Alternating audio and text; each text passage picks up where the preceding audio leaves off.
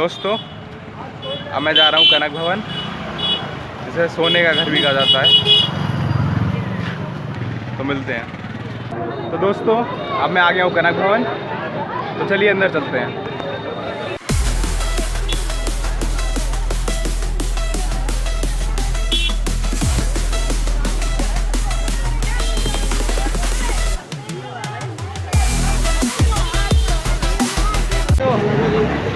और आप तीनों को कैसा लग रहा है कनक भवन में? अभी तो कनक भवन जा रहे हैं,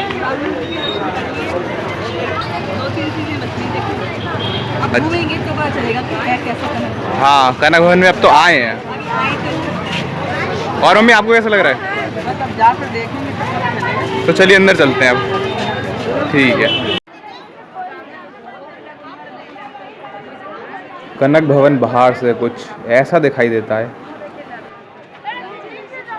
और रात में इसकी सुंदरता और भी ज़्यादा बढ़ जाती है।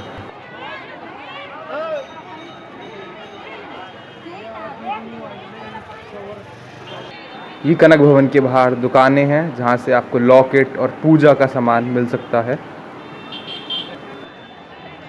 और ये है शिवालय। चलिए अंदर चलते हैं। अब सीढ़ियों से होते हुए हम लोग कनक भवन के अंदर प्रवेश कर रहे हैं। तो अब हम लोग कनक भवन के अंदर एंटर हो चुके हैं। एंटर होते ही बड़ा सा आंगन दिखाई देता है। अब मैं कनक भवन से जुड़ी एक कथा के बारे में बताता हूँ।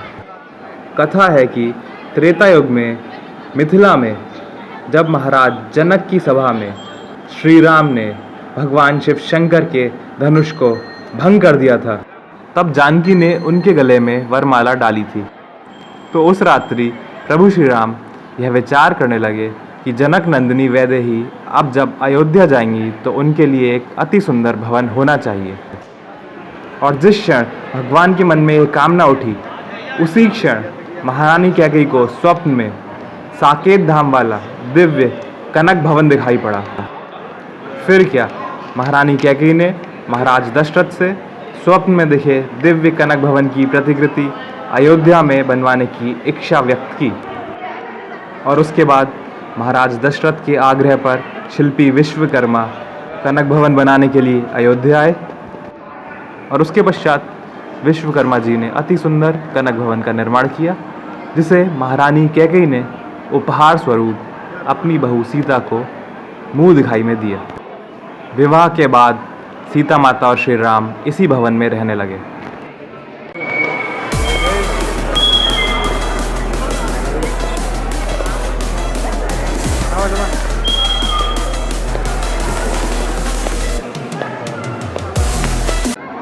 ये हैं सीता माता के पदचिन्ह।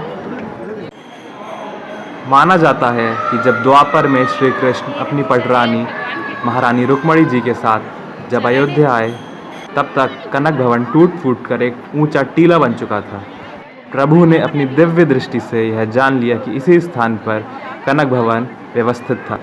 योगेश्वर श्री कृष्ण ने अपने योग बल द्वारा श्री सीताराम के प्राचीन विग्रहों को प्राप्त कर वहाँ स्थापित कर दिया। तो दोस्तों इस समय मैं खड़ा हूँ सीता रसोई में, सीता माता की रसोई में। यह कुछ इस प्रकार दिखती है।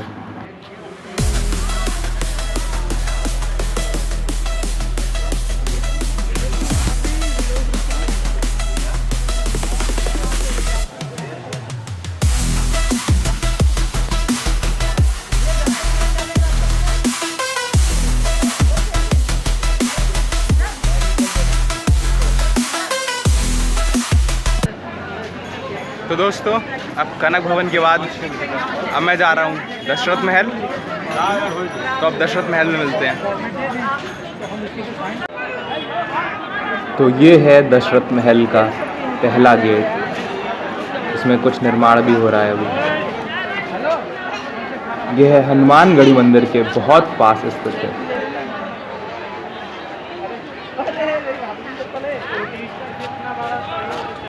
तो दोस्तों अब मैं आ गया हूँ दशरथ महल में। तो चलिए देखते हैं दशरथ महल। तो दोस्तों अब मैं पहला गेट एंटर करने के बाद दूसरे गेट में एंटर होने जा रहा हूँ। तो ये है इसका दूसरा गेट। आसपास कुछ ऐसा दिखाई देता है।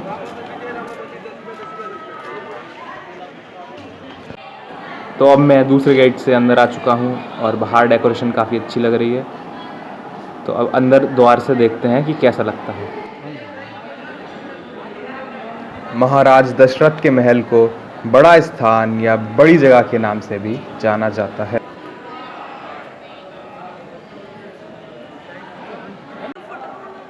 तो मैं दशरथ महल के अंदर आ चुका हूँ। माना जाता है कि महाराज दशरथ महल में अपने नाते रिश्तेदारों के साथ त्रेता युग में रहा करते थे। यह स्थान अब एक पवित्र मंदिर के रूप में तब्दील हो चुका है।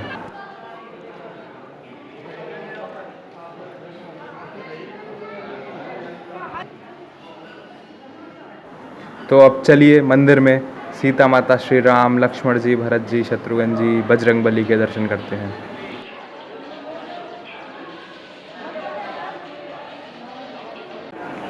यह स्थान सैलानियों के लिए सुबह 8 से दोपहर 12 बजे तक और शाम को 4 से रात 10 बजे तक खोला जाता है।